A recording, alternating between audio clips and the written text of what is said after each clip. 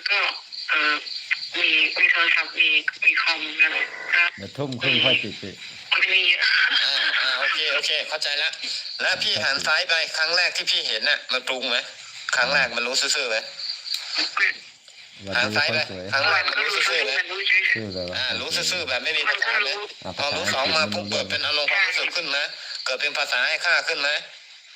เห็นยังเห็นความคิดตัวเองยังเห็นยัง เห็นแล้ว แล้วเห็นอย่างนั้นแล้วจะไปทำอะไรจะไปปฏิบัติเอาอะไรเพื่อเอาอะไรขอให้ตื่นรู้อารมณ์มายาจิตตัวนี้แหละที่มันไม่มีภาษาตัวนี้แหละทีนี้หันเมื่อกี้หันซ้ายใช่ไหมทีนี้หันขวาไปอีกทีหนึ่งแล้วเห็นวัตถุอะไรไหมครั้งแรกที่เห็นมันรู้ซื่อๆใช่ไหมพอเอาลงความรู้สึกไปปุ๊บวัตถุตรงนี้ภาษาสมมติสวมให้มันเรียบร้อยแล้วไงฉะนั้นความเป็นเราอยู่ที่ภาษาไงคุณพี่ภาษาเกิดความคิดเกิดภาษาเกิดความคิดเกิดเอาลงความรู้